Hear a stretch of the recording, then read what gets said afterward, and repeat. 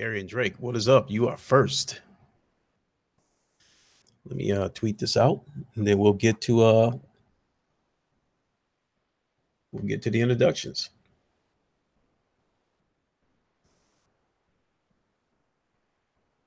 Twitter notifications, and do my normal tweet sent. And it looks like, at least from here, it looks like the page is buffering. So let's refresh it.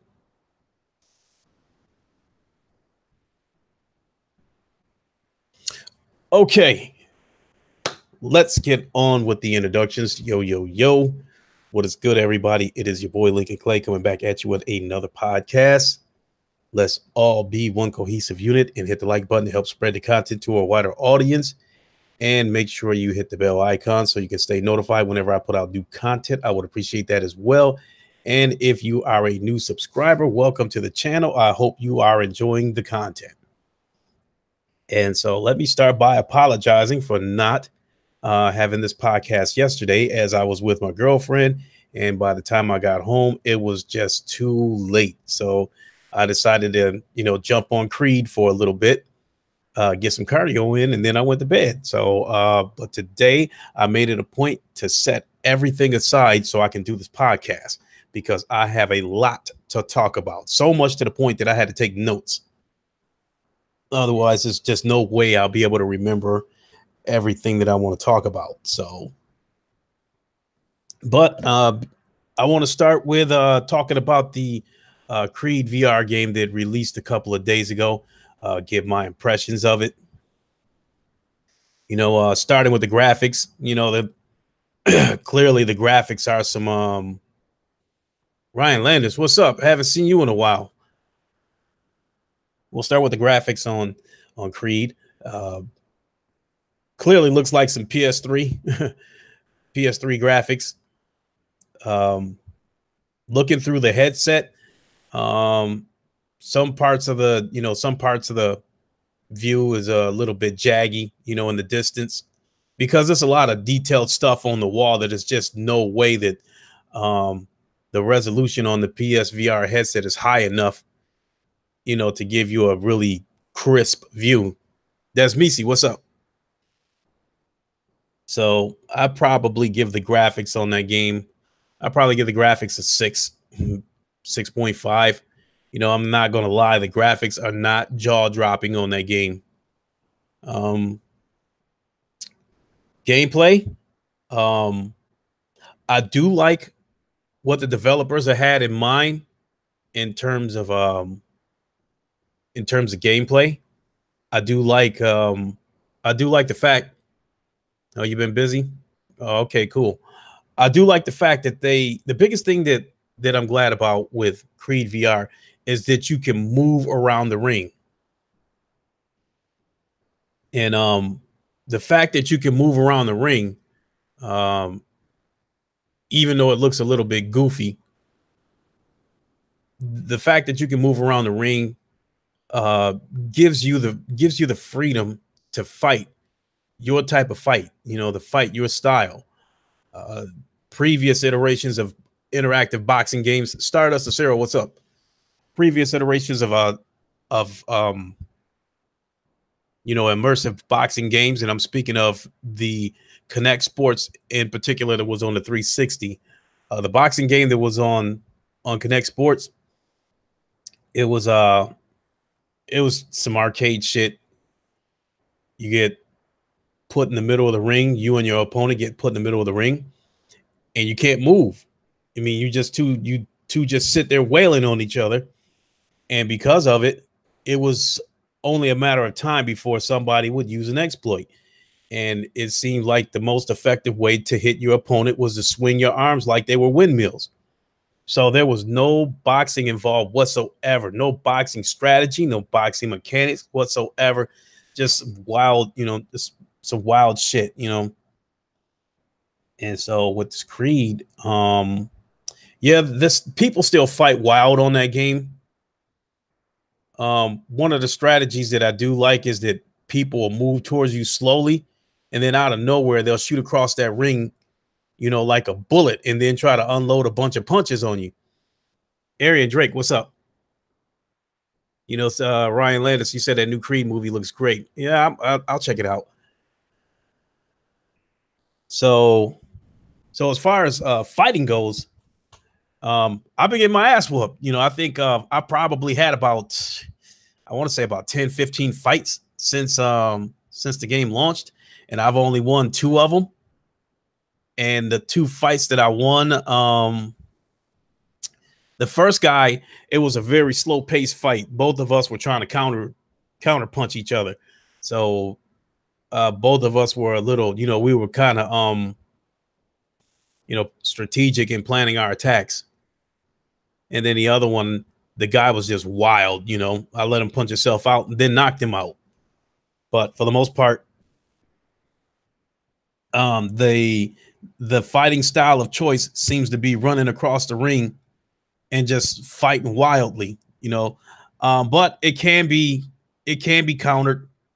I'm trying to get better at stepping aside, sidestepping guys that try to charge me and counter punch them. So once I master that, then I can make these wild ass dudes slow down and, stop being over aggressive. So that's what I'm working on right now with Creed. And but for the most part, I do like the game. I do like how just about everybody that I've fought against talk shit.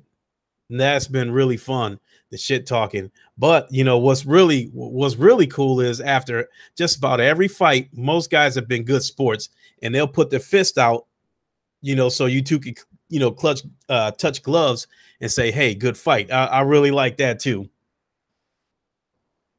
So it is fun. And then my biggest reason for wanting that game is for cardio.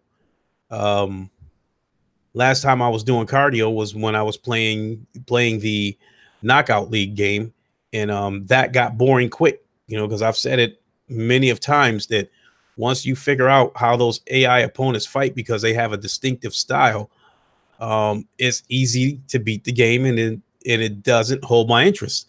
But now with Creed being an online fighting game and everybody fights differently, and then you have the trash talking aspect of the game, I'm getting my cardio in and I'm having a ball doing it. So I really do like this game. So Creed came along at the right time. So, all in all, graphics, like I said, I give the game a 6.5. Gameplay, I would probably give the gameplay a 7. Not because it's bad, it's just because it's wonky. I do like what the developers were trying to implement in that game. I really do like it, and I do like the fact that you can move around the ring instead of being stuck in the middle of the ring and just start wailing on each other.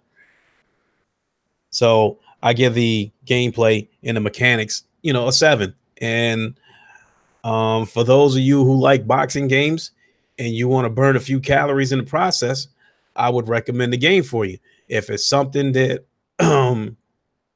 you're not sure about, and it's something you're only going to play occasionally, I would probably recommend that you wait until it comes down to about $20. So that's my Creed impressions. But I have been playing the game every day, and truth be told, at the conclusion of this podcast, if I'm not tired, I will be jumping over to Creed and playing that again. So if I do, I will stream it. So now that that's out of the way, let's get on to the big subject. The subject that I wanted to have a podcast on yesterday, but couldn't. But shout out to Sick Humor, and shout out to King Thrash and the Roundtable for holding basically emergency podcast covering it. So, and both Sick Humor and King Thrash and the Roundtable said some things that I pretty much agree with. So, but now, as we all know, Sony gave in to crossplay. That's been a topic for months. To me, I don't think it ever should have been a topic. I think it was some whole shit started by Microsoft, and I think it was done with the intentions of not. It wasn't done with the intentions of trying to bring the communities together. I think it was done with the intentions of trying to devalue the PlayStation, therefore affecting long-term sales, which could have, you know, more ramifications down the road. I also thought that was some whole shit that Microsoft recruited, you know, their executives, their yes men. And I'm speaking of Mike Your Booty's Open and Aaron Greensnot.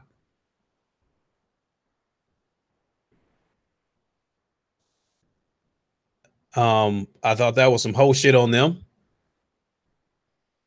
Also thought that was some whole shit. And some backtracking shit that Bethesda did, being, as far as the developer goes, being one of the loudest voices speaking against crossplay. And now they got it, and now they're not doing it. The one named Shadow, Sony didn't cave in. Microsoft put a gun towards their heads. You know, hey, you know, the one named Shadow, and you, Danny Ruiz, you know, Sony outsmarted Microsoft. See, what's good, Jamal Adams? See, both of you got some interesting outlooks because, you know, we really don't know what happened behind closed doors. We don't know if Sony gave in to crossplay because somebody bullied them into it, somebody forced them into it. You know, but on the other hand, we don't know if Sony, and the crazy part about it is Sony didn't seem to have any reason to even have to address crossplay with the recent success of Spider-Man. I think Spider-Man pretty much made everybody forget crossplay. So if Sony hadn't gave into the crossplay, this probably wouldn't have come up again for a while until another one of those ex bitches open their mouth and start talking about it again and try to stir that pot again. Because every time, you know, shit gets quiet, eventually one of them, Mike, like I said, Mike Greenho and Aaron Greensnot, one of them starts up again. So, but you know, Danny Ruiz, you were saying, you know, Sony outsmarted Microsoft. Part of me wonders that too, because I think, you know, Sony probably had something up their sleeve for them to go ahead and give in the crossplay. You know, so I don't know. This might be a case of somebody was banging at that crossplay door and was getting ready to knock it down. So the Sony decided to open the door and let them through before they knocked the door down. And that could have been a situation where it could have been part of the plan. I don't know, you know, but I'll cover that because, you know, I got a lot of. You think Arian Drake, you don't think Sony got played at all. You think Sony's holding all the cards here. Hey, they very well could, you know, so I think only time's gonna tell that, you know, because I definitely think Sony has something up their sleeve, whereas Microsoft has made their plan so obvious. So let me see. I mean, let's go back to the beginning when Ryan Landis, Craig Harris had a great point. Sony announced crossplay. It took all eyes off of Forza. I don't know if the timing of it was to try to disrupt Forza, because that game was going to die out. That game was going to fizzle out quick, because the racing community, you know, the racing audience is not very big. A lot of people do not like racing games. A lot of people who like racing games are people that basically have a passion for it, and I'm one of them. But even though I have a passion for racing game, I don't have a passion for just any game. I like simulators. I don't like that arcade shit that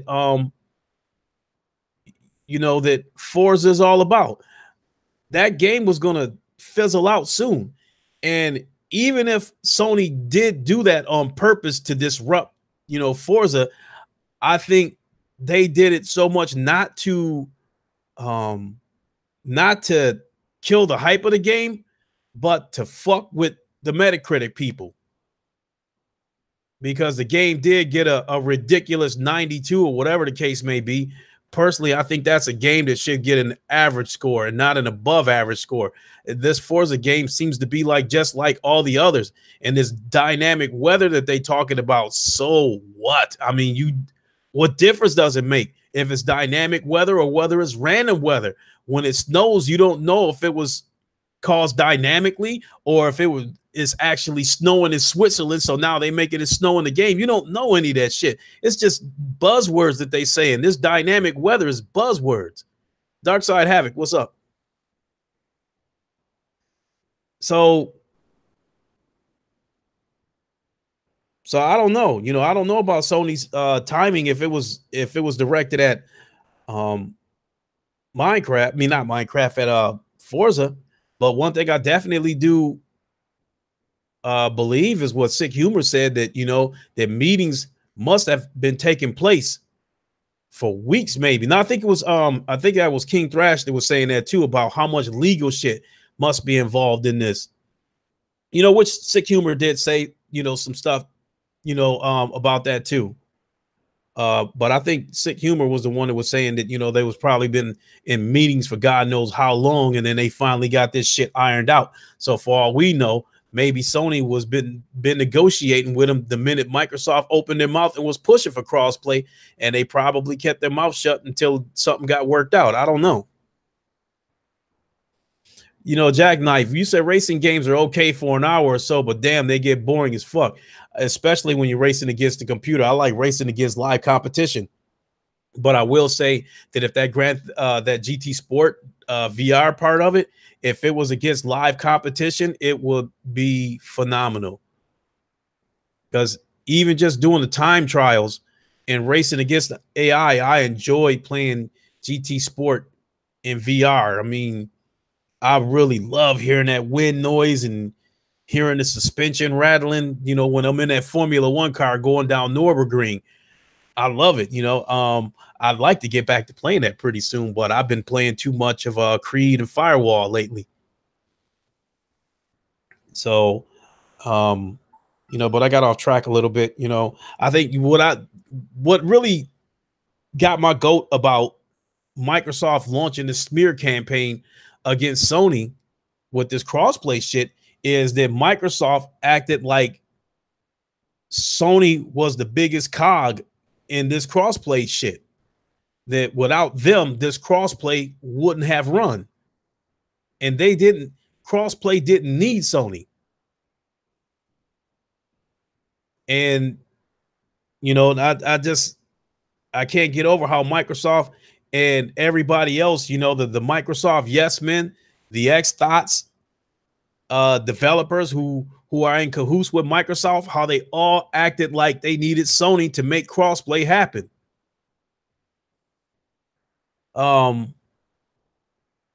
Bethesda's some dick suckers. EJ Johnson, yeah, Sony did crossplay with the PC. They've been doing that since they were doing crossplay during the PS3 era. Like that DC Universe Online. I think that was a game that was cross-play with the PC. That was a game that was during the PS3 generation. EJ Johnson, you said the X-Thoughts. So yeah, I didn't like how Microsoft and their band of cronies, acted like crossplay wouldn't be complete without Sony joining in. And I've said this 1,000 times. Let's go back to the beginning of when I said, there are, by now it's probably 19, 20 million Nintendo Switches out there. And you playing online. If you can't find somebody to play with, you got a problem. And I said it before, there's about 38 million Xboxes out there. That is my guess by now. If you can't find somebody to play with, you have a problem. There are 80 million PlayStations out there. You can't find somebody to play with, you have a problem. And, with 80 million PlayStations out there, if you're on the PlayStation side and you play a game that's cross-play enabled and the matchmaking is randomized, there's a pretty good chance you'll still wind up playing against another PlayStation person unless they have a matchmaking network that will deliberately match you up against somebody from another platform. Wanye Tudor, what's up? Now, before I get back into this, I think Epic are some hoes too for pushing crossplay because they've got their own motive in this. I know they're going to find a way to get money out of this shit. And I think one of the ways that they're going to get money off of this shit is to use crossplay to keep the console war going. We keep telling these X thoughts that the war is over, but they just refuse to lay down. It's like, anything that they can get their hands on, a rock, a stick, whatever, anything that they can throw back, they'll pick it up and use it. They just refuse to give up. So what I think Epic Games would do to continue to promote the console war, I think now that crossplay has been fully enabled, at least in the beta form right now across all platforms, I think Epic Games is going to take this opportunity to install statistics to show gamers which platform is winning the most matches. And that is going to further ignite the console war. If you tune into Fortnite and you see a stat that says, the Xbox have won 70% of the matches, what do you think they're going to do? They're going to start running their mouth and start talking about how the Xbox has the better gamers. They're going to do that shit. And I think that's one of the things that Epic was counting on when pushing for crossplay. So for that, I think they some bitches too. I have a vested interest. I've said it before. EJ Johnson, that without a doubt, Sony is going to win the next generation. But will the race be a lot closer because of stifled sales? That's something that we'll have to wait and see what happens. So now the next thing I want to talk about is how Microsoft has gone out of their way to vilify Sony for not giving in a crossplay. Meanwhile, they constantly lie about having the best lineup, about having compelling exclusives. They're selling a $500 console to people knowing that they had no intentions of putting out compelling exclusives, that it was going to be the same old rinse and repeat shit. It was going to be the same rinse and repeat shit as far as the exclusives go. It was going to be the same Forza, Halo, and Gears. I think out of what Microsoft has put out over the past year, I think Super Lucky's Tale might be the only uncompetitive. What's up? I think Super Lucky's Tale, Super Lucky's Trash might be the only new IP that they really introduced. Any other shit that they fucked with was basically a port, or tried to port, I'm speaking of PUBG. And then what? I believe they've done State of Decay before too. So with that being said, they've only invested in like one new IP as far as I'm concerned.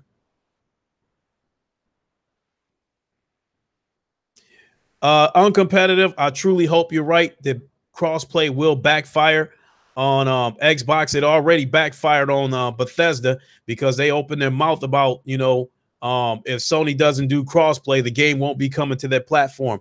And while I'm still on that subject, I told everybody when I first said, who the fuck is this Bethesda clown to try to hold Sony hostage and demand that they give people crossplay or our games won't be coming to your platform. I said it before. This fucking clown does not want crossplay because it will cut their sales in half.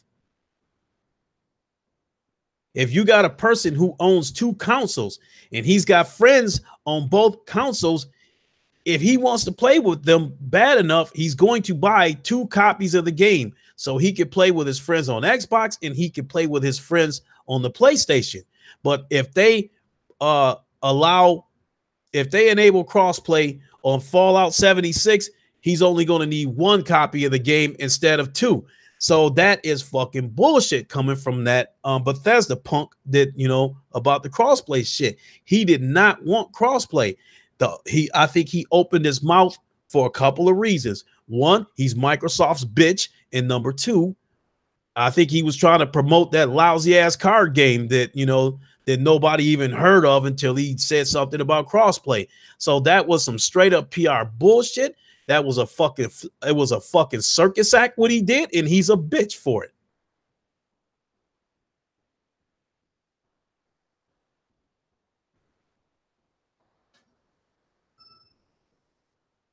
So, you know, and now, you know, and so before I got off track, you got Microsoft pushing a $500 console and never had intentions of giving them games to play on that console. And they have pushed out console after console after console. Sure, Sony has done it too, but at least you got shit to play on those consoles.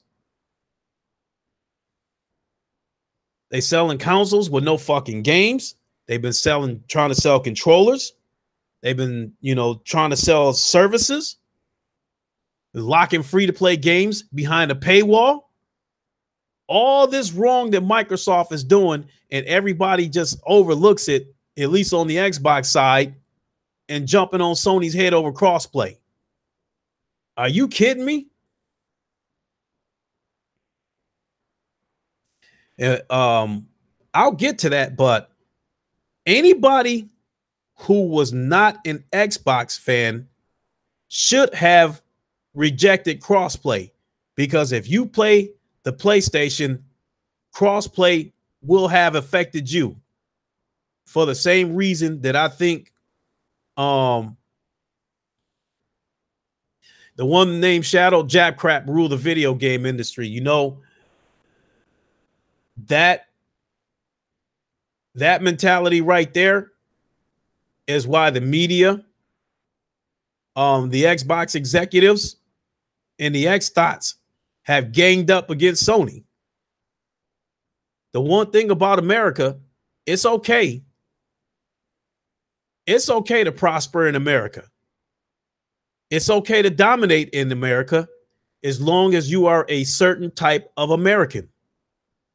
If you are not a certain type of American and you are having success in America, or if you are a foreign company not only having success in America, but beating the leading American company, the American companies will gang up against you. They will get the media and maybe even the government to make things difficult for that foreign company.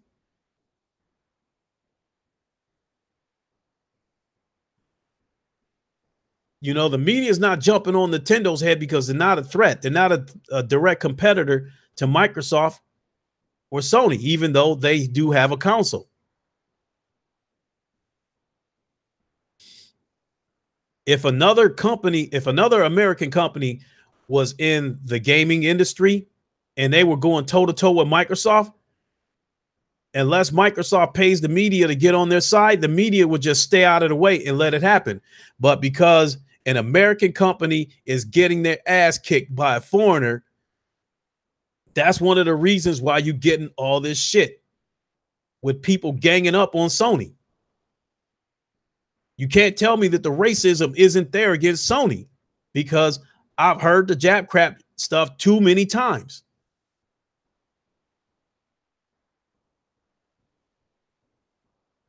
The only entity I will never buy a product from is the KKK.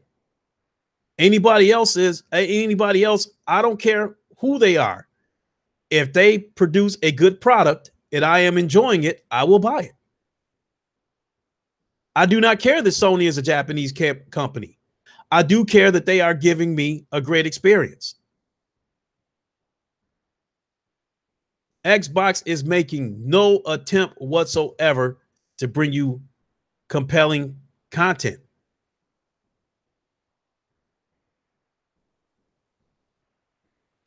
Instead, they want to sell you they want to sell you consoles, controllers, services.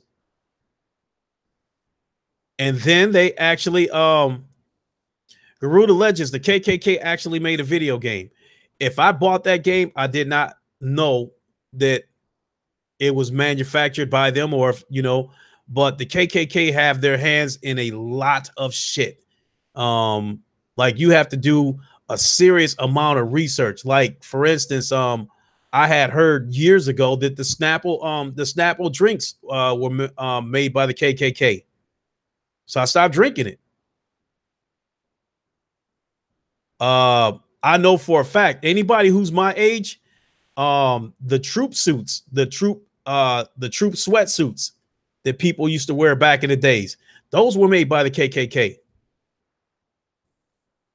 Way back in the days, those Crown air fresheners that people used to have in their cars, those were made by the KKK, and that was definitely confirmed because I think a member of the KKK, I don't know if he was a Grand Wizard or something, he went on the Oprah show and told everybody, I want to thank you niggers for making me a millionaire.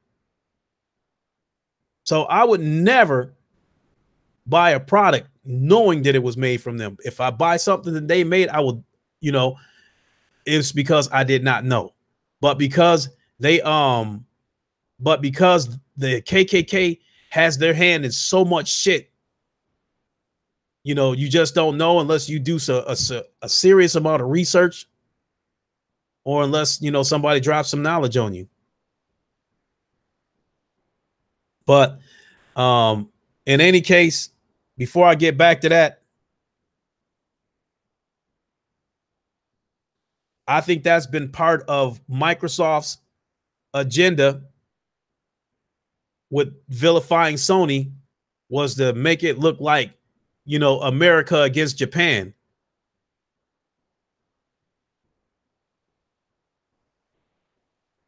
And you can't tell me you didn't hear any of this Jap crap stuff going around.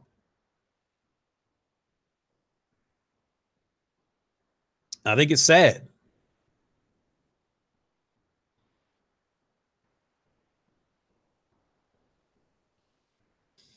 Uncompetitive, the X was created to help keep console gamers unsatisfied by the week one paying for Xbox Live until they set up Game Pass and microtransactions for Windows 10 X in 2020. I can't remember who first brought that to light, but I felt like Microsoft had made the Xbox One X as a knee-jerk reaction because they had learned about the PlayStation Pro. And it was already bad enough that the vanilla Xbox One was getting his ass kicked by the vanilla PS4. The vanilla PS4 was $100 cheaper and it had more power and it ran better. So I think that was a situation of like, oh, they want power. Then, oh, wait. Sony's building, an even more powerful console. Hold on, we got to do something about that. And I think that's one of the reasons why you have this console that is supposed to be capable of producing amazing looking graphics, but it comes at the price of frame rates.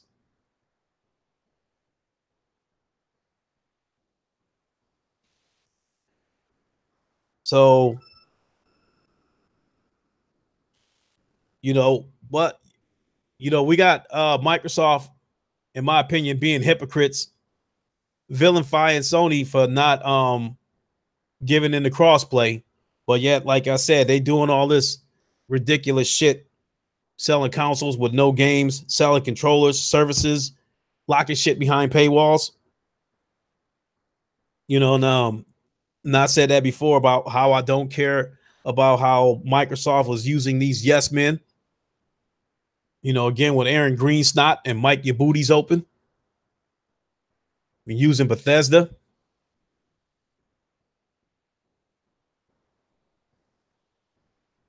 Bethesda sounds like a fucking suppository.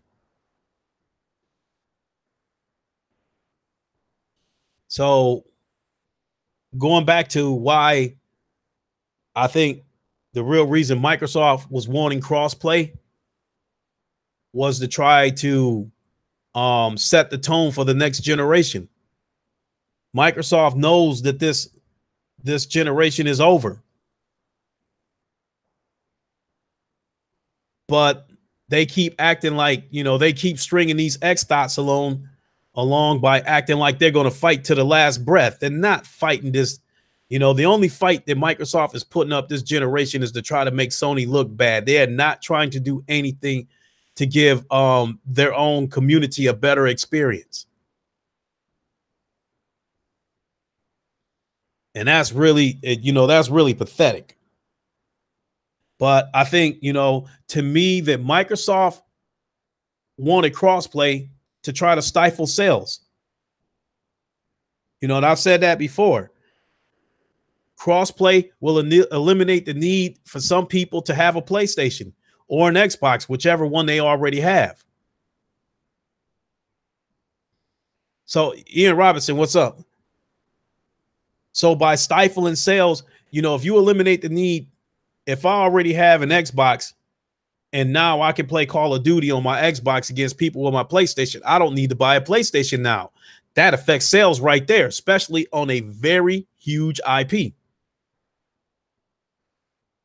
So I think by giving in the crossplay, Microsoft was looking for the numbers to be a little bit closer next generation. Sony's definitely going to lose some sales by giving in the crossplay. I just don't know how bad it's going to hurt them.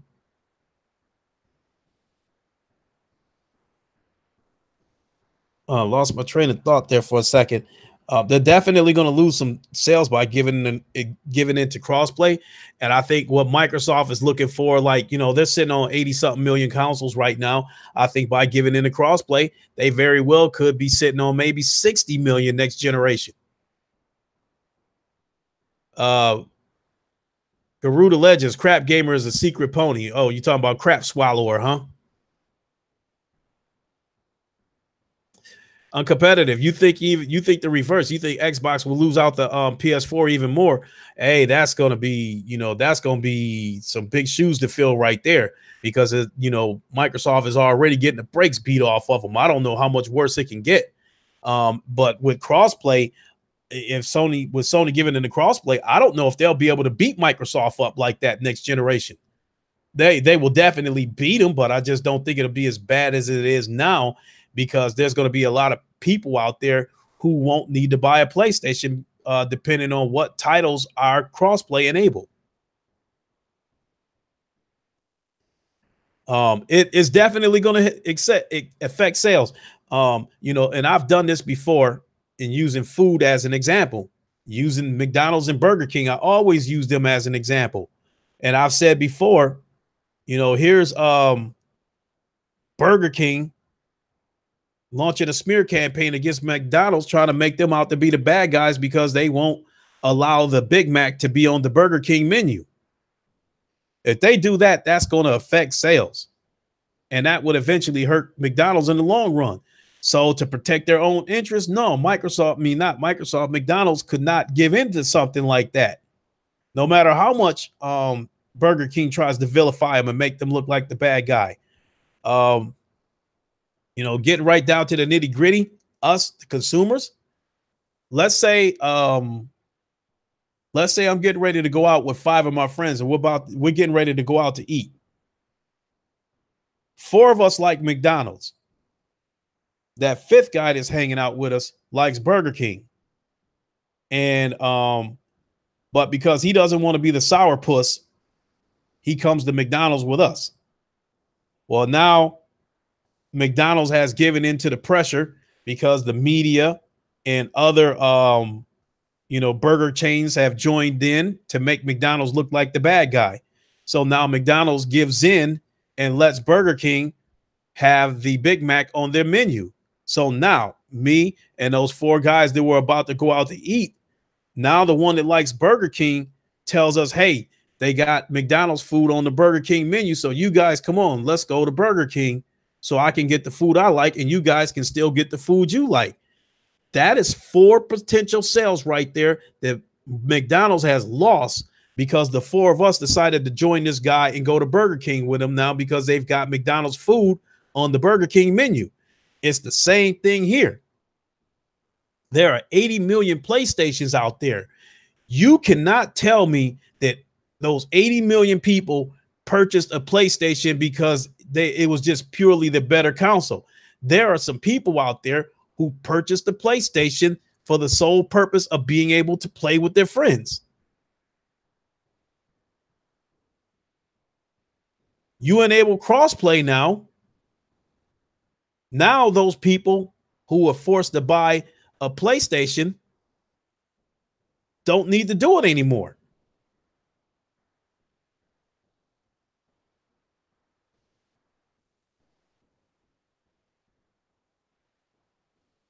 Guru Legends, yeah, I see what you're saying. Big Mac and Burger King did collaborate once. It was when McDonald's whooped their ass with the Big Mac, if I'm correct. I don't know if they collaborated or not, but I'm willing to bet they ain't gonna be doing it again too soon, if ever again. And if my guess is if they collaborated, they might have collaborated on a new burger rather than trading burgers on each other's menu. Cross menu, if you will. So that's definitely, that will definitely affect sales. I got a lot of notes here. Let's move on to my next point, and that's why the Mr. Pio. I hope I'm pronouncing your name right. No, I mean, I'm going back to the gym Monday. I haven't been to the gym in about a month. Truth be told, I haven't been in the gym since Firewall came out because that game was just addictive and I couldn't put it down. So I hadn't been in the gym. And not to mention that the job that I was working was really tiring me out. But now I'm working a new job that's not near as physical and it's not putting this near as much wear and tear on my body. So I'll be ready to go back to the gym refreshed. As far as this picture that you guys are looking at, this picture was taken, I want to say maybe 10 months ago. And that's fresh off of a workout when you swollen and shit like that. I've lost a little bit of size, but I'm not worried about it. I've lost a little bit of size and that is because of me not going to the gym because of me playing Firewall and that kind of shit. And I also picked up a slight belly, I'm not gonna lie. And my girlfriend gets part of the blame for that because we go out to eat every week, and we've been going out to eat maybe even a couple of times a week. So I had to let her know that now that the Creed game is out and I can do cardio now, that it's time to switch my diet up and stop fucking with pizzas and shit like that. So I just got done eating the chicken breast before I went live. So I'm back on my diet, and with the help of the Creed game, I'm going to get rid of that belly.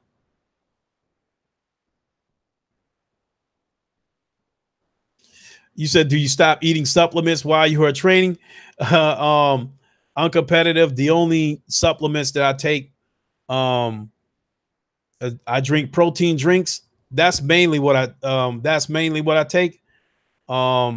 Every now and then, I might take testosterone boosters, which all they really do, from what I was told, all testosterone boosters do is for an old man like me, they just put my levels back to where they're supposed to be. Because from what I understand, after 30 years old, men's testosterone levels begin to drop. So testosterone boosters, all they do is put my levels back to where they're at. But it does help in terms of, giving me a little bit of energy, to put in harder workouts, so So, but no, that's as far as it goes. I've never taken steroids. I wouldn't dare, because the trade-off is not worth it. You know, guys my age, you know, with me being 51 years old, guys my age that have been on steroids for half their life, they are fucked up now.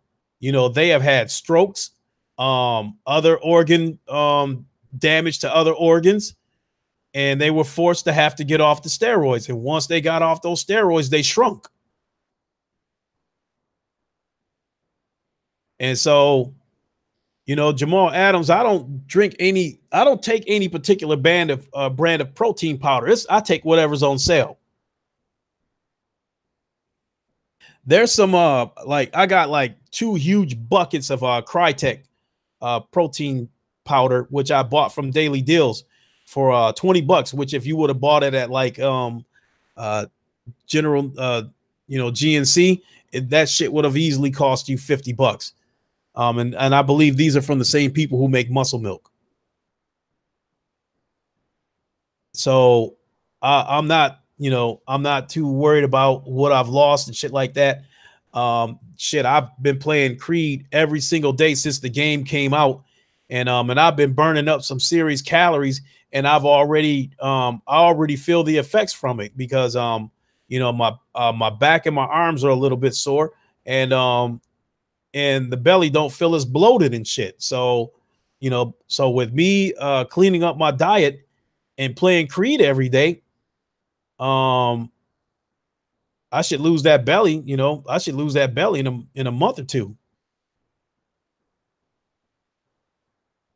Yeah, Arian Drake with steroids is definitely a long-term risk. It's not worth it to me.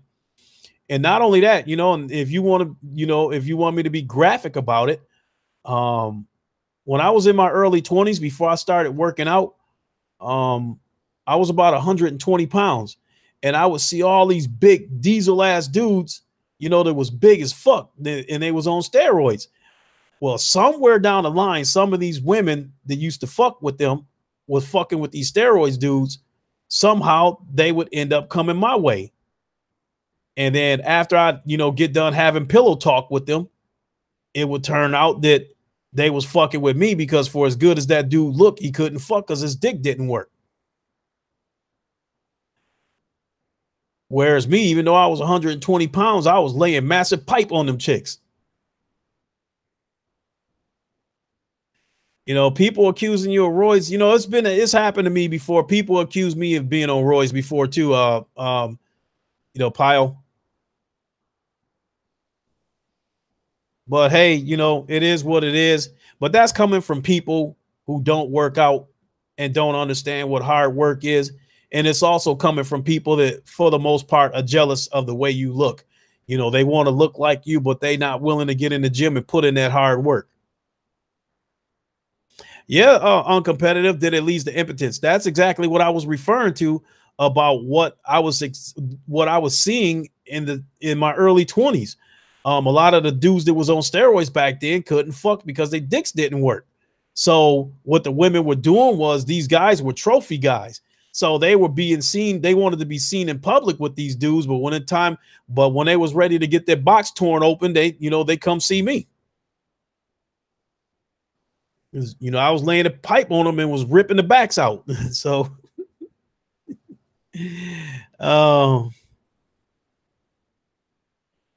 you know, Mr. Pio, I was like that too. I was going to the gym. I was working 60 hours a week, you know, 10 hours a day, still going to the gym 5 days a week. I'm in there anywhere from an hour to 2 hours. Meals, 6 to 8 meals a day. No, I was eating more like 4 to 6 meals a day, because, you know, when you have to eat that many meals of clean food, you know, of chicken breasts and salads and shit like that, and you trying to take in 3,500 to 3,800 calories of clean food every single day, it is tough.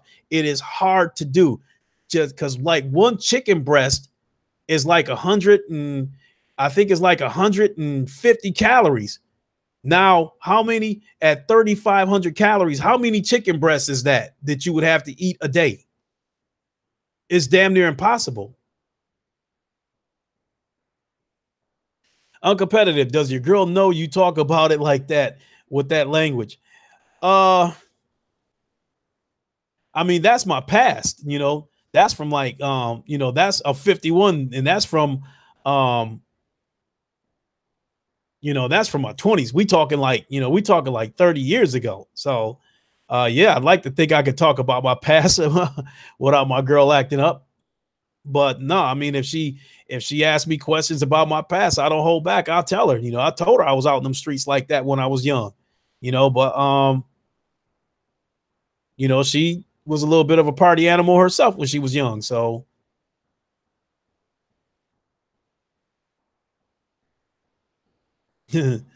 anyway, Jemiah Dixon. Yeah, I'm sorry that you walked into chicken breast talk. I'm about to get back to this crossplay thing because you know, that's what this is all about. Somebody asked me if I was still working out, and that opened up another can of worms. So um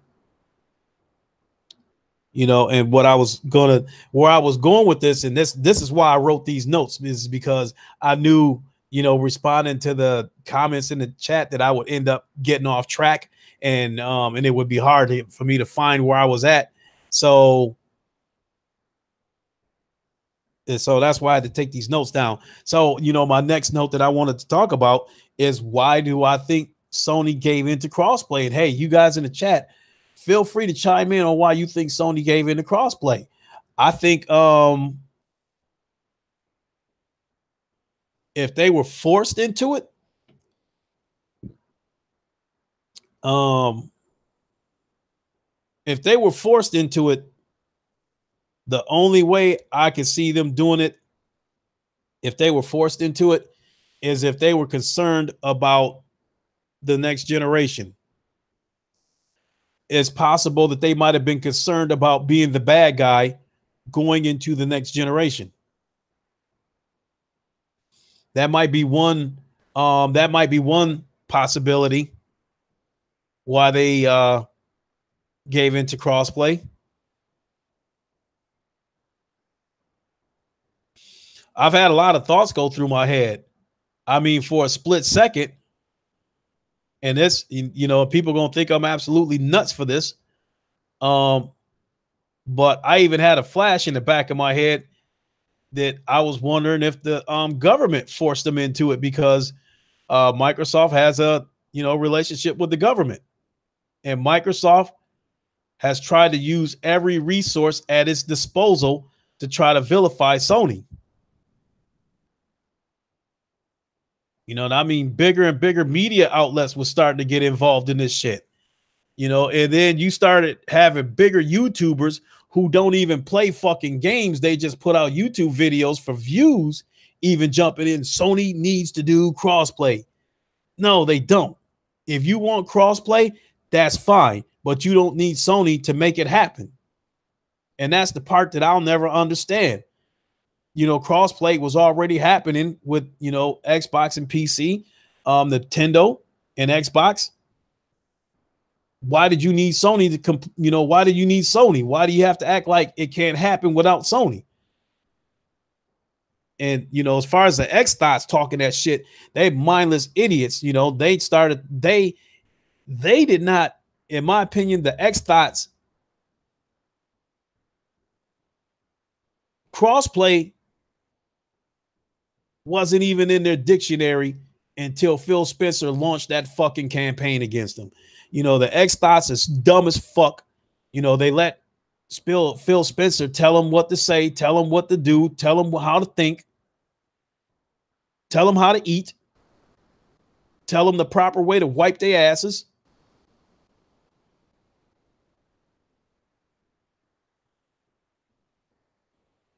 You know, now Spartan guy, you said Bethesda's got to be pissed.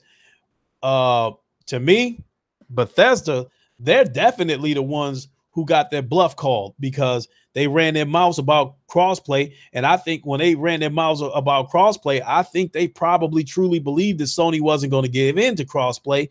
So they made themselves look like the good guy. They tried to promote this shitty ass card game that nobody wanted anyway. And they were doing Microsoft a favor in the process.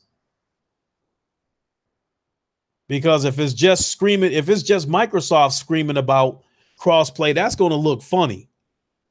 So I know they went ahead and got some of the developers that they have in their pocket to join in to smear them. Now, on the positive side of this, Sony may have something up their sleeve, and that could be a reason why they went ahead and gave in the crossplay. Garuda Legends, most likely Epic Games cut Sony a check.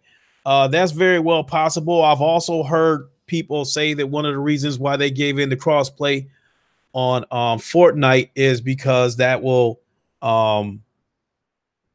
because they'll be able to sell like the V-Bucks, and people might pay for the microtransactions on the Sony platform if they can carry their progression over to another platform.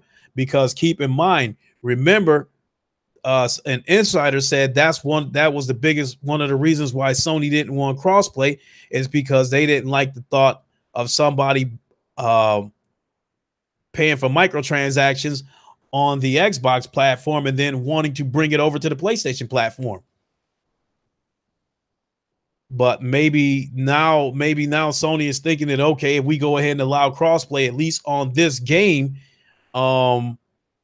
people will go ahead and stay within our ecosystem, and any DLC and in-game purchases, they might buy it from our platform instead of jumping over to the Switch or the Xbox and paying for them. Sarah's the Great, sup Lincoln. There's an article stating that in the UK, the Xbox One sales picked up over 60% over this crossplay nonsense, and PS4 is lessened. This could have something to do with the change, probably, but Xbox sales picking up in 60% in Europe means nothing to me. Because hold on, let me are they talking 60% over the past week, 60% over the past month? And let me go to VG charts and pull up some numbers real quick. Bear with me, people.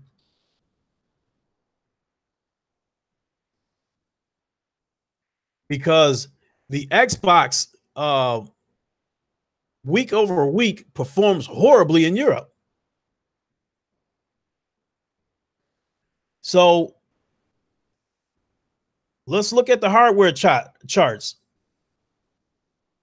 Okay, Saris is great. Keep listening, because I'm getting ready to drop some numbers on you, because I'm at VG charts right now. I don't need to go to the hassle of sharing my screen. I'll just read the numbers to you guys, so pay attention. So as of September 1st in North America, the PS4 sold 56,000. So we'll just round it off to the nearest thousand. And the PS4 sold 57,000, and the Xbox One sold 53,000. So there's a 4,000 unit difference right there. Now, over in the UK, let's talk about the UK. Sarah's is great. This is the number that I want to throw at you. Over in Europe, the PS4, this is for 1 week. These numbers that I'm giving you, these are weekly numbers. So over in Europe, the PS4 sold over 84,000 units. And the Xbox One sold over 27,000 units.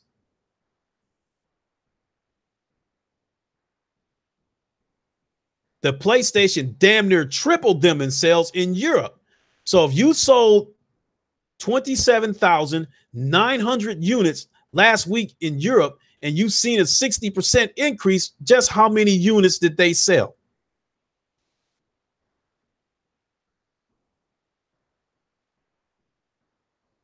Right, Saint Dragon. If they selling 10 Xboxes a month over in Japan, and they seen a 60% increase, that means they sold 16 Xboxes next week instead of 10. Big whoopee. If they were smashing it and selling 100,000 units a week, 150,000 units a week, and they've been able to maintain the 60% increase over the past month, and that those numbers might be impressive. But fuck no, they get the PlayStation outsells the Xbox One in Europe damn near 3-1.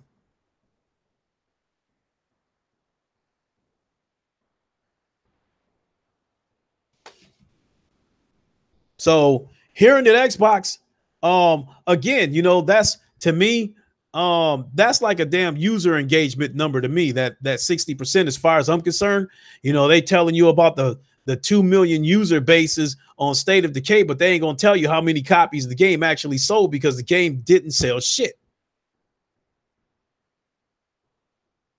They won't tell you about console sales, but they'll tell you how many people logged into Xbox Live over the past week.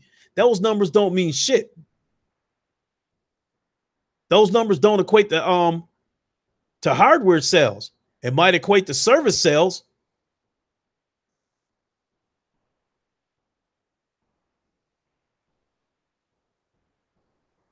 So if sales are picked up over 60%, then somebody should be able to give us an average number of what the Xbox was selling and what those numbers have averaged out to be with the 60% increase. But nah, they're not giving you those numbers. So that all they saying is 60% increase. If you only sold 10 Xboxes, that don't mean shit. So give me some actual numbers.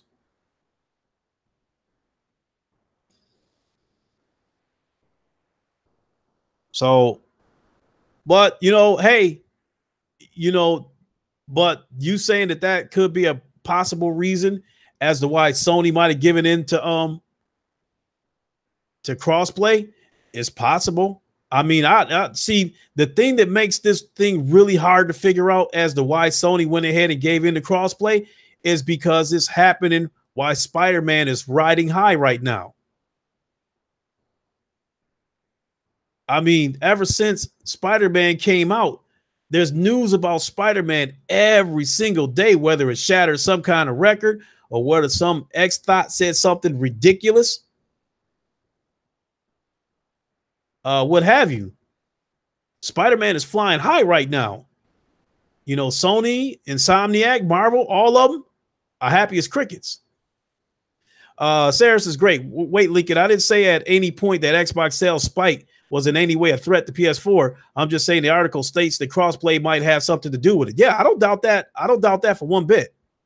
But I'm still saying that that a 60% increase, I don't find that impressive, being that the Xbox doesn't sell worth of shit in Europe anyway.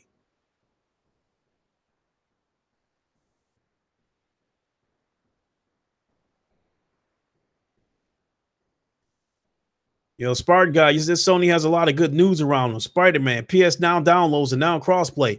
Sony's trying to retain sales. Very well possible. And I've mentioned that as a possibility. Spartan God, that they might have gave in the crossplay to to go in to the next generation with no monkeys on their back.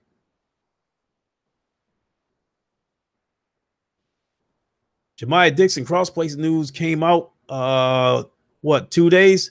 How could sales have how could they already have new sales already? Hey, yeah, that damn. But I think what Saris was referring to was they were probably trying to connect the dots between Xbox and Nintendo, that they because they're able to do crossplay on Fortnite. I think that's probably why he was that he said an article pointed that out. He didn't say it. He said an article pointed that out. And so, so I don't doubt the validity of that statement. Is very well possible. Now, I mean, like, if I go into a Walmart or a Best Buy or something like that, and I see somebody walk out with an Xbox One X, I'm scratching my head like, huh? If they walk out with an S, I'm like, okay, it's a lot less. So I get it.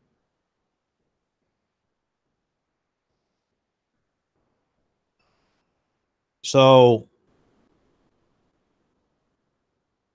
I only gave a couple of reasons why I think Sony might have gave in the crossplay. One of them could have, and one of the reasons why I had gave, You know, one of the reasons why I had gave the ridiculous thought that maybe the government might have squeezed them, because it's happened before to Japan. During the, remember, I'm 51 years old. So during the Reagan administration, when Ronald Reagan became president in 1980, leading up to him becoming president, in the mid 70s, there was a gas crisis in this country, and I can't remember what the shit was all about, but gas prices had doubled, and in turn, people started looking for more gas efficient cars, and so sales of Japanese cars went up dramatically. Japanese cars, they know how to build cars, no way around it. You know, if anybody wants to call them Jap crap, rice burners, and say any other racist shit about them, Japan knows how to build cars. They know how to squeeze power out of smaller engines. They build cars that have V6s that outperforms these American V8s. They know how to build cars.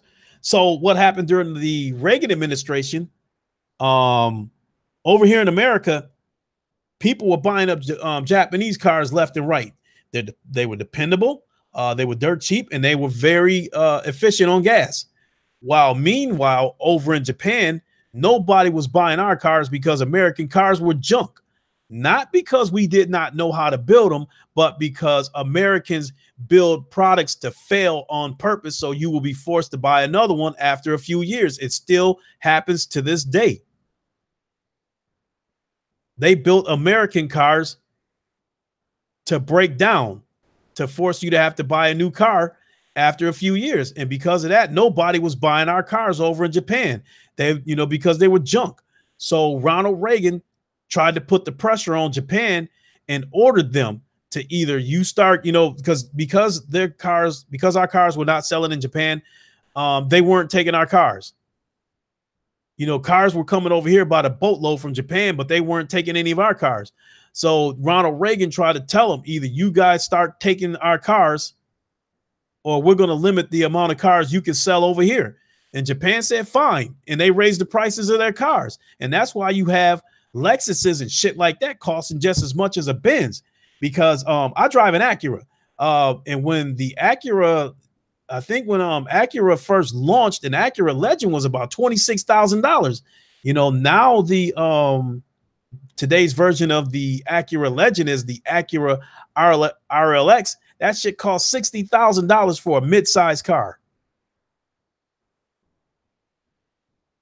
But I'm making a point that that if a foreigner is having success over here and they're beating the shit out of an American company, other companies and the media and even the government will all join together to try to disrupt that foreign company, to try to stifle their sales, put regulations on them, or what have you.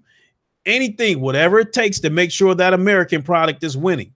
And that's what I meant when I said that in America, it's okay for you to dominate. It's okay for you to win as long as you are a certain type of American. You can't be just any American. You have to be a certain type of American.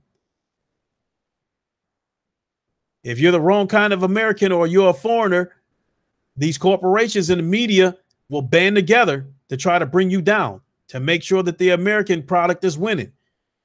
And that's why, you know, the media joined in to try to throw dirt on Sony over this crossplay shit.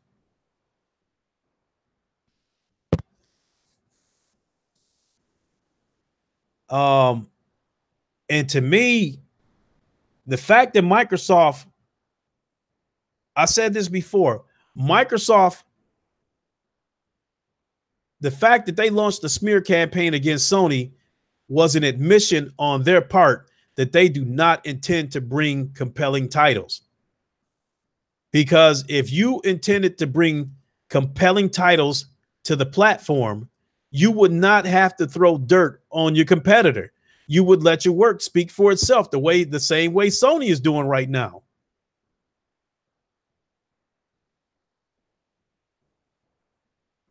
For the most part, Sony took one shot at Microsoft at the beginning of the generation when Microsoft fucked itself about not being able to loan a game to a friend, and Sony put on that little skit where you loaned loaned a CD to a friend.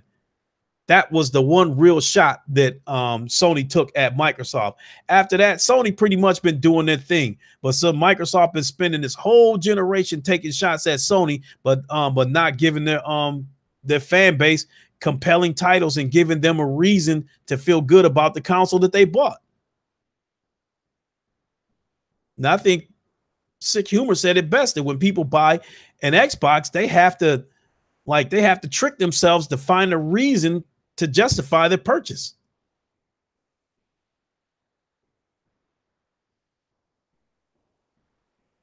Samuel, you said the only American product which isn't even made in America is a Slim. But, you know, Americans are so stupid that, you know, buy American, buy American, buy American, but half the fucking shit, half of these fucking American products says made in China on the bottom of it.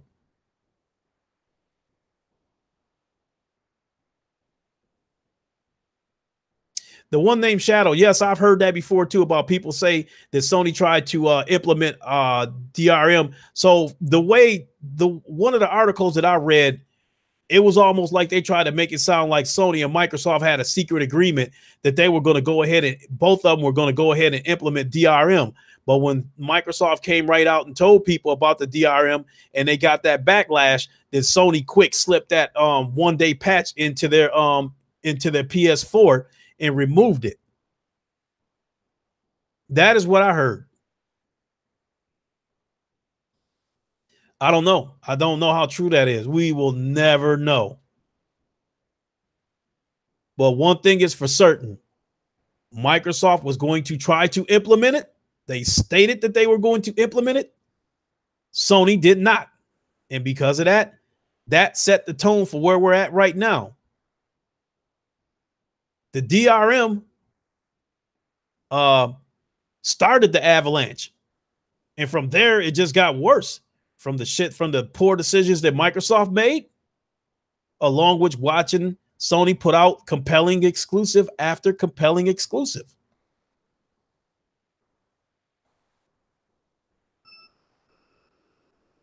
So the next point I want to go on to, and this is a point that Sick Humor made. You know, he's pointed out that now that Sony has given into crossplay, a lot of these Xbox executives that were making the most noise about crossplay have gone silent.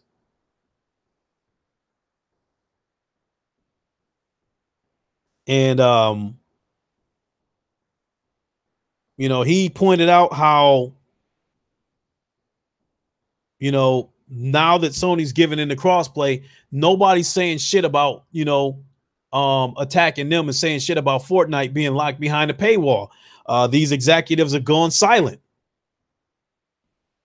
And the X-Thoughts, now here's where the X-Thoughts reaction, that tells me that it was never about joining the communities. It was about breaking Sony and getting some kind of victory off of them, because they're, you know, these YouTube titles and shit that I see going over Twitter, they're not saying any kind of shit like Sony's move, Sony giving into crossplay finally brings the communities together, or this is good for gaming. All I'm saying shit is Sony caved in, Sony, you know, Sony buckled under the pressure, all this kind of shit. So when you see X-Thoughts putting out titles like that, that tells you right there it was never about joining the communities. It was about getting some kind of win over Sony.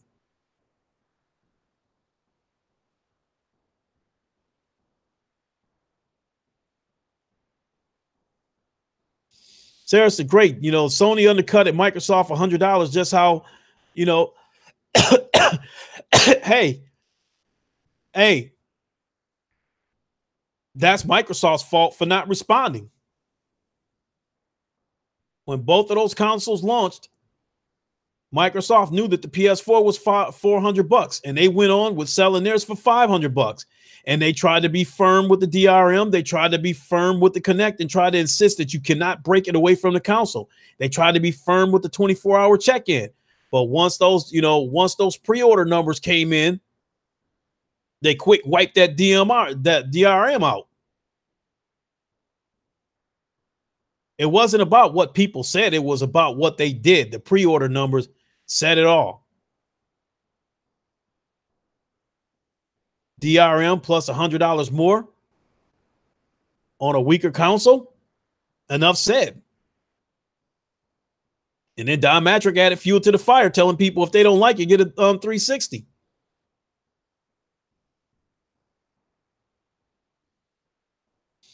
So, hey, you know, and Saris is great. The next generation is coming up. Rumor has it that $400 is the target price for the PS5. If that is a rumor and you know it and I know it, then you know damn well Microsoft knows it. So how are they going to respond? Are they going to try to put out another console for $500 and think somebody's going to run out and buy that shit? Especially with no games?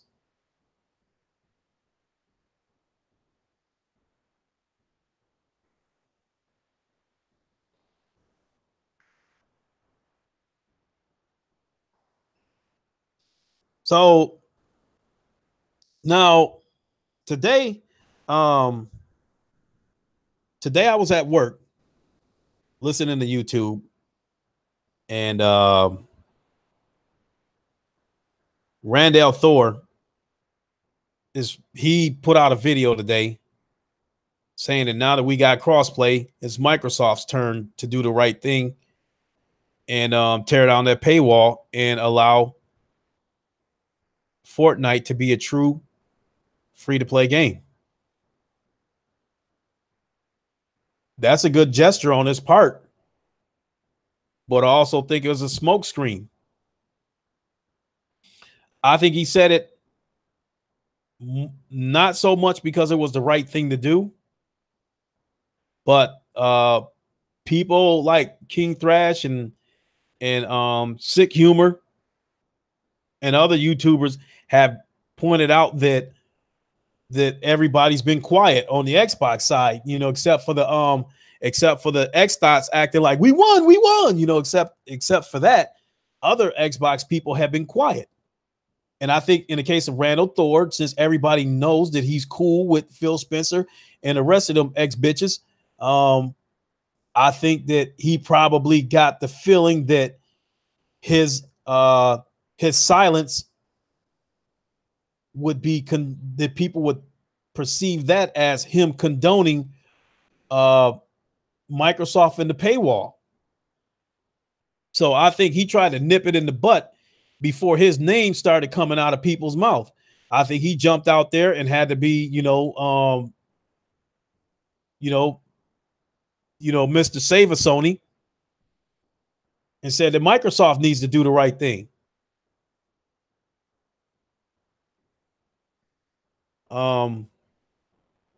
So yeah, I think that was preventive maintenance on his part to keep shit from flying his way.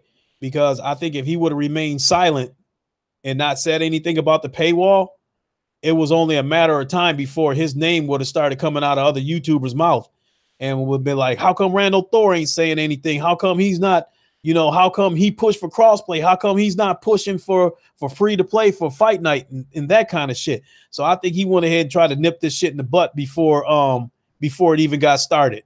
Because if that shitstorm would have got started, then he would have been making a whole bunch of damage control videos. So while it was a good move on his part, I also think it was somewhat of a PR move too, because he is a bigger YouTuber, and everybody who follows him knows that that he's friends with Phil Spencer and some of them other Xbox people.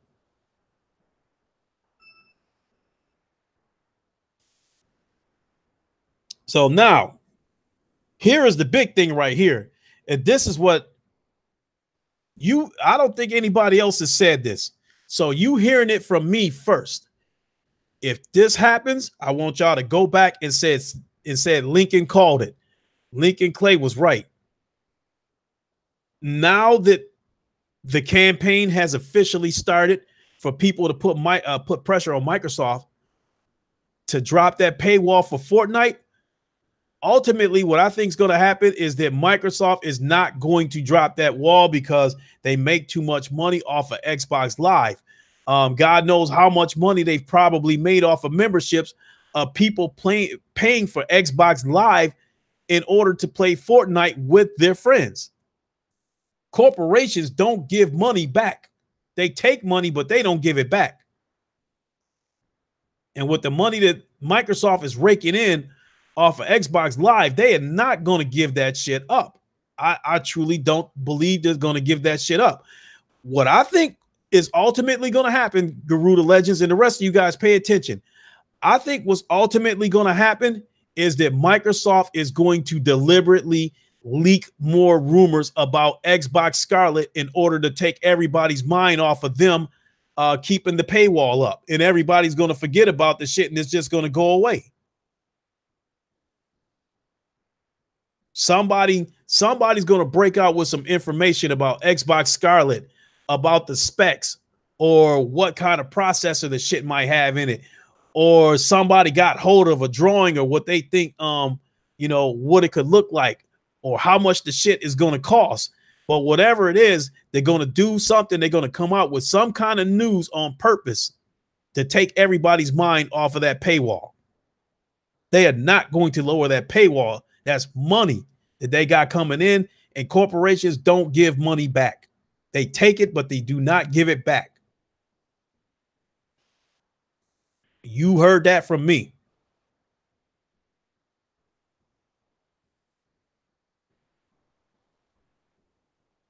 Isn't it a coincidence that Microsoft had that garbage ass inside the Xbox only a day or two after Forza got that high ass Metacritic score? You telling me that's a coincidence?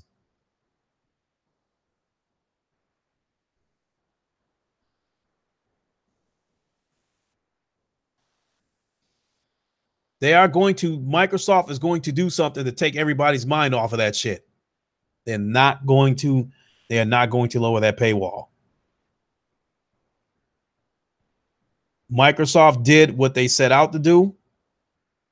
Sony gave in, submitted, whatever you want to call it. So now Microsoft is probably going to just go about their business. Either that or they're in the war room as we speak, trying to figure out how they're going to divert attention away from the paywall.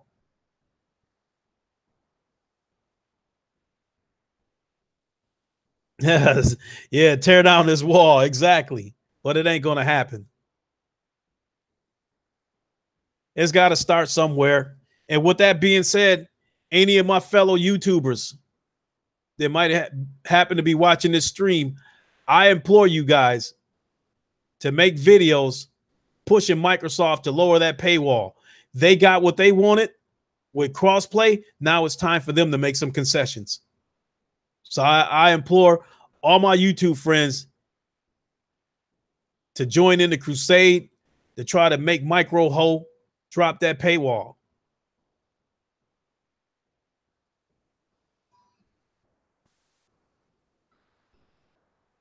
So, I was going to talk about how I thought this could possibly hurt Sony over the long haul, and it very well could. Because it very well could stifle sales. Sony's definitely going to win the next generation. A lot of people who are talking about buying a PS5, myself included, have stated that they have no intentions of buying an Xbox. Sony has already won the next generation before it starts. The only thing is, because of crossplay, they may not blow them out of the water the way they are right now. Because there are going to be there are people out there right now who own PlayStations but don't like them. The same way I own an Xbox but don't like it. I bought my Xbox to play with my friends. At the beginning of this generation, I was trying to decide what meant more to me, because the Xbox was $500 and the PlayStation was $400. That's $900. And I'm like, I'm not dropping that kind of money at once. So I had to make a decision. I said, which is more important to me? Because my sole purpose for wanting the PS4, because we had moved into the next generation. So I couldn't wait to see what MLB The Show was going to look like, you know, on these new consoles. But at the same time, I wanted to play with my Xbox friends too, because we have been a group ever since Xbox Live launched on the original Xbox. We've been friends now for almost, you know, we've been friends now about 15 years. We're still friends. They understand that I've left the platform, but we're still friends. We still talk through Facebook and other group chats. To them, there is no war. It never was. They like Xbox, and that's all to it. You know, they're not fanboys or anything like that, but they are, but they're not. They're fanboys, but they're not toxic fanboys. They're not fanboys to the point where they were throwing dirt on Sony. So anyway, what ultimately ended up happening was my Xbox friends at the beginning of this generation had pretty much told me, they was like, if you want a game with us, you're going to have to buy an Xbox because we're not buying PlayStations. Just like that. And so when Don Matrix opened his mouth and said, if you don't like it, buy a 360, he made my decision that much easier. At that point, I said that it's a done deal. I'm getting a PlayStation now. Eat a dick, Don. So I bought a PlayStation. And I was telling my Xbox friends, fuck Xbox. But then when Microsoft was getting their asses kicked right out of the gate for this generation, they dropped the Kinect and knocked the price down to $400. Now my friends are contacting me and saying that they dropped the Kinect. The shit is $400. It's the same price as PlayStation. Now you can get an Xbox and join us. You know what? Blah, blah, blah. So I bought it, and it was having all kinds of problems. It was buggy as fuck, and I just didn't like it. So I sold it. No, I did not sell it. I gave it to my brother. Not only did I give it to my brother, I went to the store and bought a second controller. So whenever he hosts any kind of parties or Madden parties or something like that, he at least has two controllers so he can entertain his guests. So I gave him an Xbox, two controllers, and I gave him the 2K that I bought at the time. And the only reason why I came back to the Xbox and bought another one was when they had the Gears Ultimate Edition bundle, because my son is a Gears of War nut and my son wanted to play Gears of War. So I went out and bought an Xbox One for the sole purpose of him being able to come over and playing Gears of War Ultimate Edition on the weekend. And he was having a ball with it. So after a couple of years, when I thought he was old enough, you know, to play, I gave him an Xbox for Christmas. If it weren't for those factors, my Xbox would be gone right now.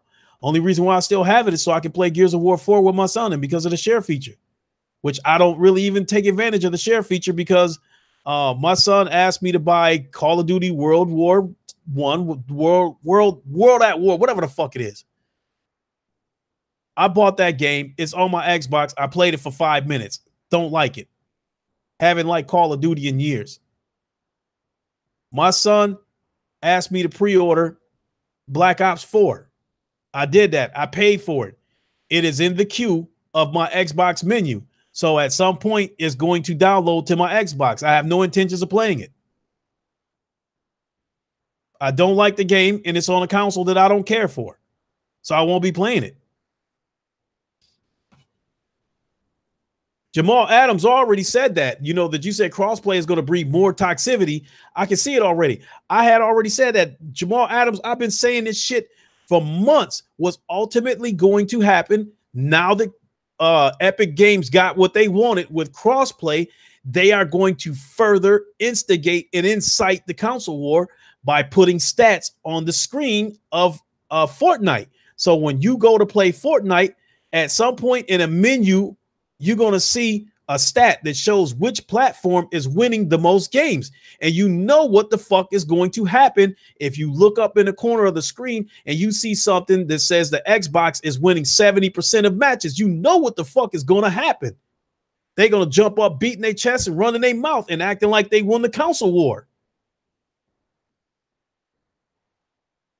They know that this shit is over in terms of console sales, but they refuse to give up in every other category there is.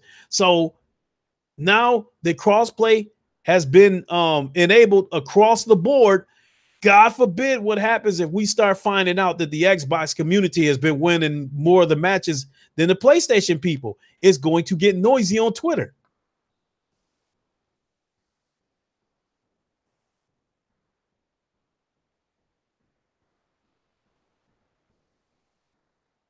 That's me. See 100 million install base going into next generation, anticipating sequels to all AAA exclusives on PS4. PS5 will destroy Xbox next generation.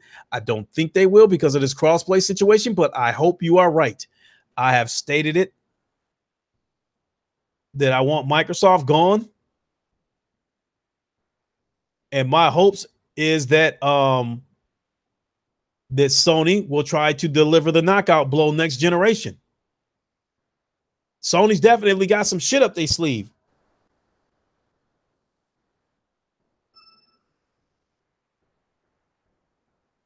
So that was going to be my next topic. I believe they got something up their sleeve. I think Sony is already making plans to do something else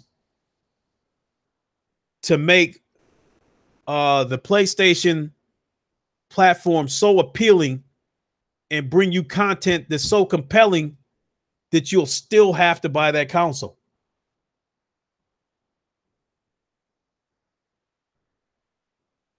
Sony has already stated that they're doubling down on exclusives, and now they just recently announced that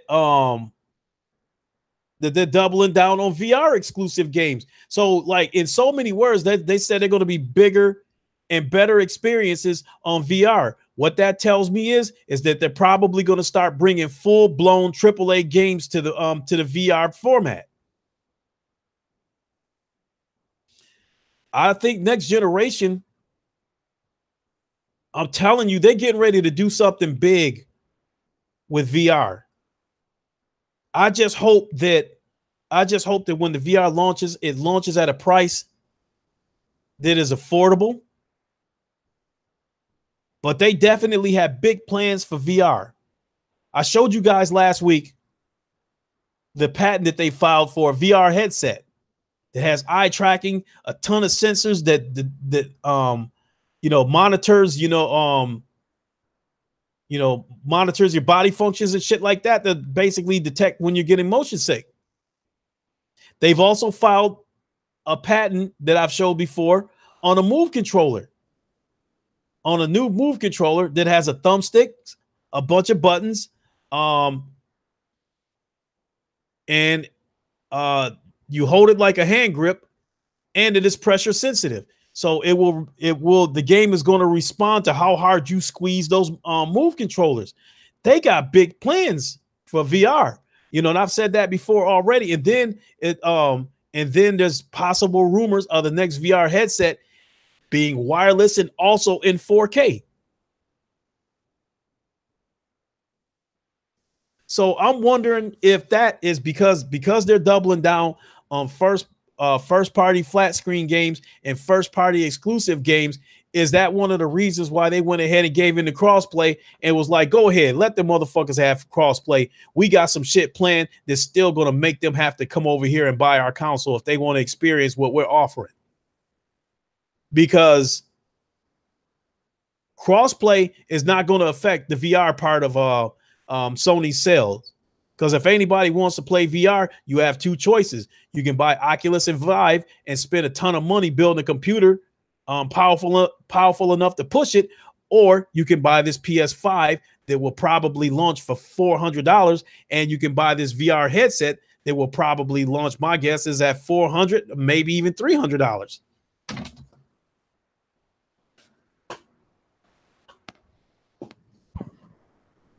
Oh, I knew that shit was gonna happen.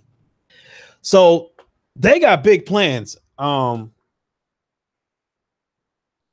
I don't think, I don't think, and the thing about it, I said it before that because Sony went ahead and did this, gave into this crossplay at such an odd time, at a time when Spider-Man is flying high, and Spider-Man and Sony is on top of the world right now. So for them to jump out with that news that they gave in the crossplay, I would like to think that they wasn't going to just do that shit without covering their asses. Sony knows that Microsoft is a shiesty company, and they know what they are dealing with. They know they are dealing with a company that, is sticking their hand out in friendship when they actually have a knife behind their back.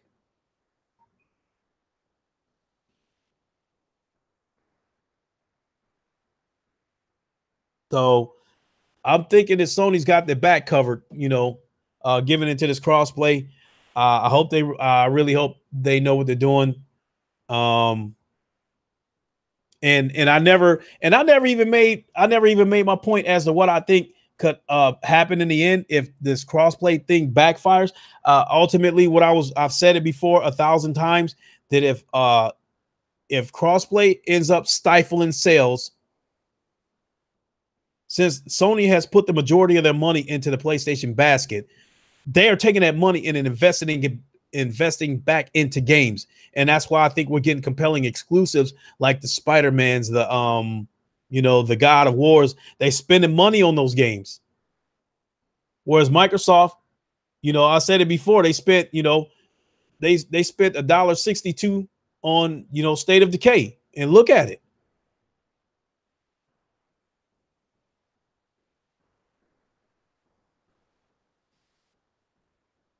State of Decay is a game that, the label should have been stamped onto a microwave burger. That's how fucked up that game is, how cheap that game looks. You go into a gas station and buy a microwave burger and turn it over. There should be a code for State of Decay on the bottom of it.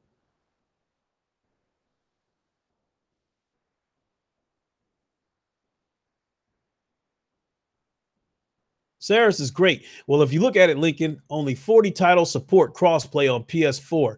And how much games have as a whole over 1,500 now?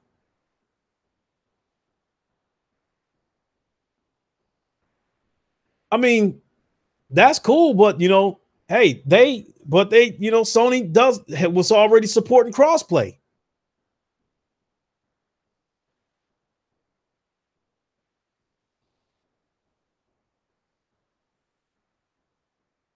Uncompetitive. Fortnite is free to play. I agree with King Thrash. There will only be crossplay and free to play games.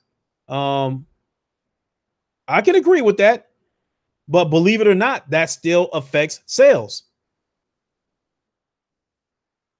Because there are some people out there who were willing to buy a PlayStation in order to play Fortnite with their friends, especially with it being a free to play game and with Sony not requiring you to have PlayStation Plus in order to play it. I'm willing to bet you there were some people out there that were willing to buy a PlayStation in order to play with their friends. Those people that I speak of, if they already have an Xbox, now they don't need to buy a PlayStation in order to play with their friends.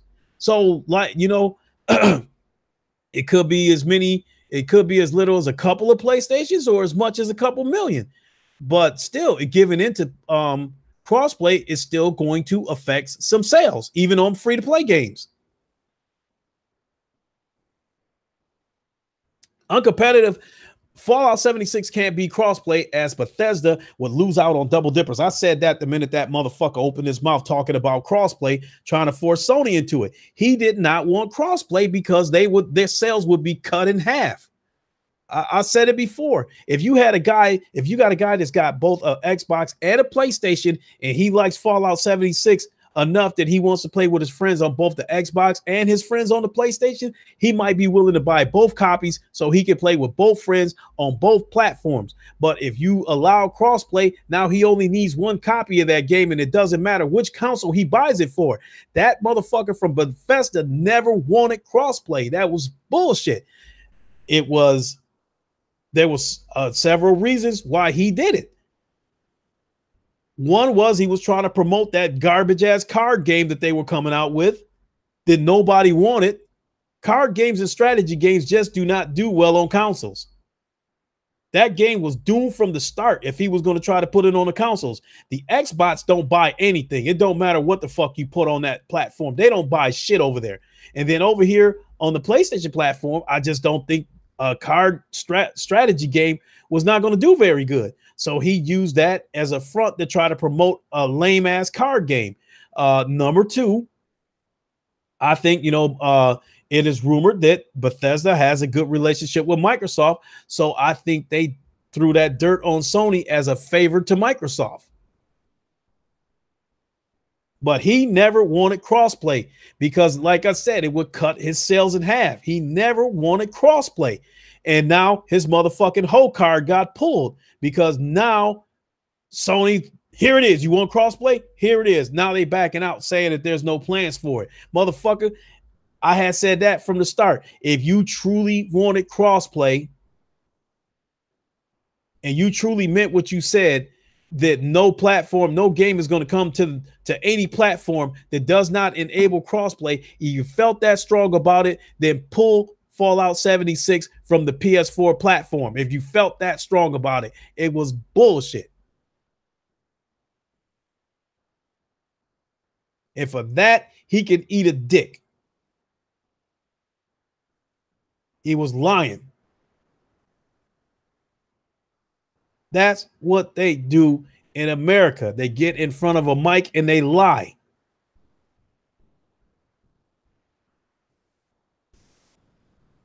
Money's the root of all evil. It's the root of all lies.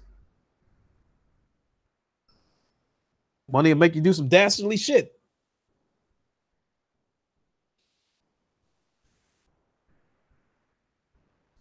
But I got through all my notes. I went off track a few times, but I got through all my notes about this crossplay shit.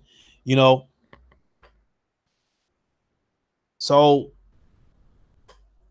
this podcast was about this whole crossplay situation as a whole, rather than lashing out at Microsoft and telling them to fix that, tear down that wall, because they're not going to do it. Microsoft, I think Microsoft is one of the greediest companies to exist.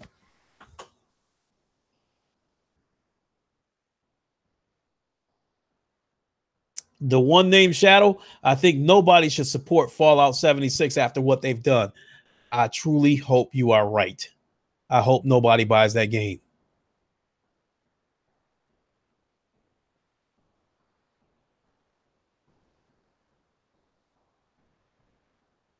Jakku, all corporations steal money. I just think American companies are the masters of it. I think American companies thrive on it.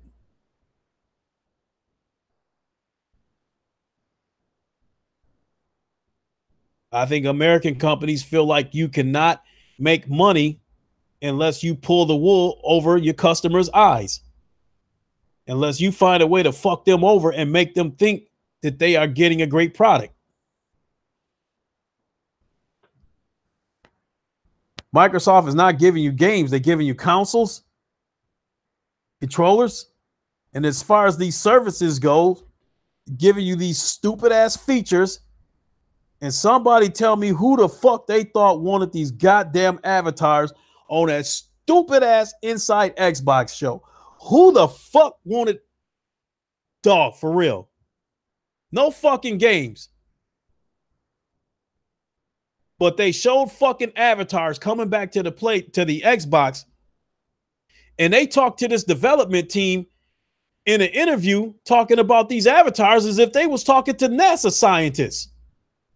Well, this is a project that we've been working on for a real long time, and a lot of hard work went into this, and a lot of people were involved to make this pop. Get the fuck out of here. They act like they was in a motherfucking boardroom drawing a blueprint for a brand new car that they was trying to design or something like that. Talking about goddamn avatars. Are you fucking kidding me? That shit is why Microsoft is a joke. Then they show that goddamn Inside Xbox show, and the majority of the show, I don't know if it was the majority of the show, but the 3 seconds that I watched was them out in fucking parking lots looking at real cars that you and I will never own. And I guess them being out in that yard looking at these real cars, talking about how much power the car has and this kind of shit, I guess that's supposed to give me a feeling that I'm actually in that car, that I actually own that car when I'm playing that Forza 4. Get the fuck out of here.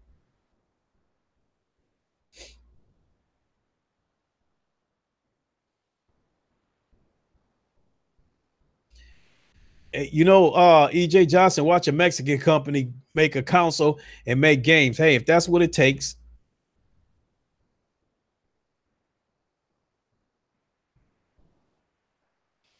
If that's what it takes.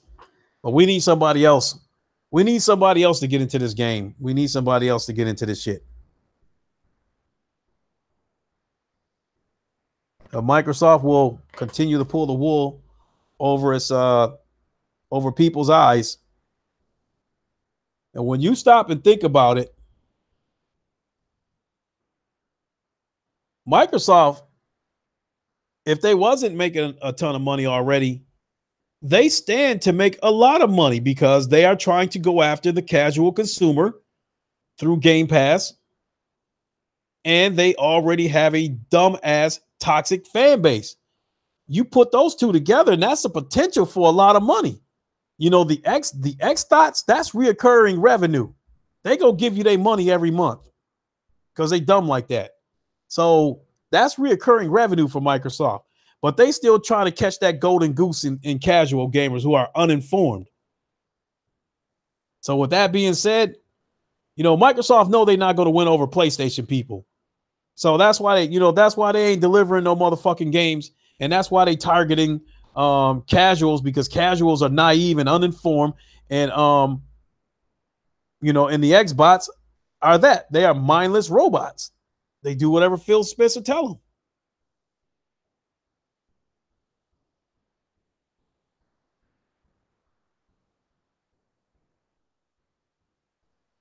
Phil Spencer could take a shit and sprinkle green powder over it, and the Xbots would buy it. No question.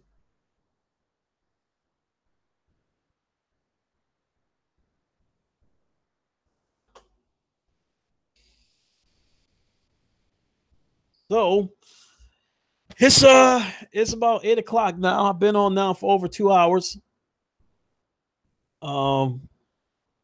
I definitely want to talk to you guys. I appreciate you guys. A lot of conversation going on today with you guys in the chats. I really appreciate it. I know a lot of you guys are subscribed to King Thrash, Sick Humor, Ryan the Professional, Craig Harris, you know, Titanfall Princess. I know a lot of you people in here are already subscribed to those YouTubers, Porter Rock, you know, and a bunch of other YouTubers. But I feel that I have the best chat section in my podcast. I feel that you guys are the greatest. I feel that that when you guys come here, you have the most interesting topics to talk about. So with that being said, I feel that I have, even though my channel's small, I feel that I have the best community. I feel that I have the best viewers. And I think you guys are amazing. I really appreciate it.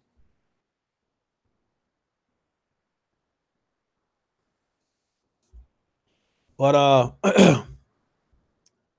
it's 8 o'clock. I've already eaten, so I ain't got to really worry about that. Thrash just put out another video. I want to check that out. And I want to get some time in to play both Creed and Firewall. So with Firewall, I'm on the verge of becoming a level 26 and getting that revive pistol, which is huge in that game. That I think that revive pistol is very underappreciated in Firewall, because you can revive a teammate without putting yourself in harm's way. So I think that that revive pistol is huge on that game. So I'm fighting to get that. I want to get on some more Creed. Even though I'm taking ass whoopings, I'm still learning shit on that game. So I want to play some Creed. I want to burn some more calories because we got to get rid of this belly. Because I don't want to go into the gym Monday looking like I've been eating nothing but pizza and sub sandwiches. So we got to get this shit together before I go back to the gym on Monday. I mean, I'm still walking around at 210 pounds, which is actually what I want to weigh. It's just I have to redistribute, muscles and fat,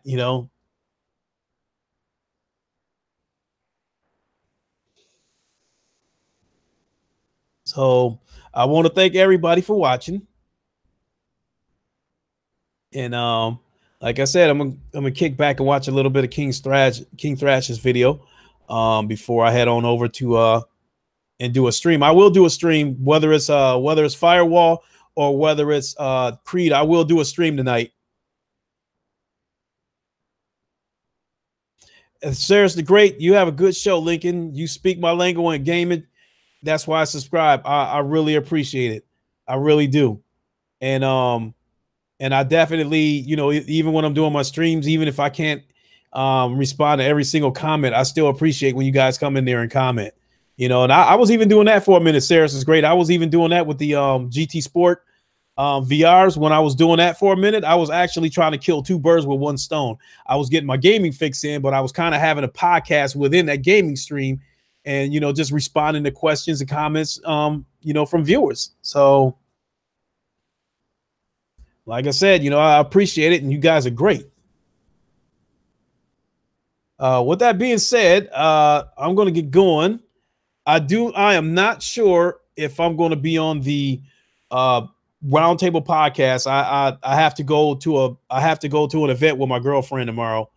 And I think this event starts at 9 o'clock. So I'm not, and I have to work the next morning. So I'm not sure I'll be able to make it to the roundtable. But if I don't make it to the roundtable podcast tomorrow, I'll still be there in the chats. I'll still, throw a couple of tidbits in the chat. But I'll do my best to make it.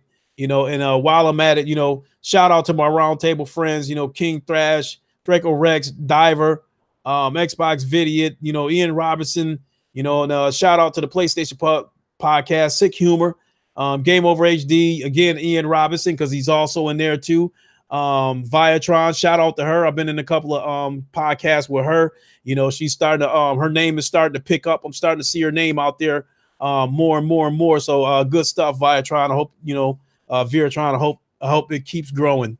Keep doing your thing. Shout out to Titanfall Princess. Shout out to Ryan the Professional, Carlos Fernandez, Porter Rock, Foxy Games UK. All y'all cool. All y'all my dogs. I love all y'all. So I'm out of here, y'all, and I'll see y'all in a little bit when I jump back on for Creed or Firewall. So catch me then. Now, holla at y'all later. Y'all be easy.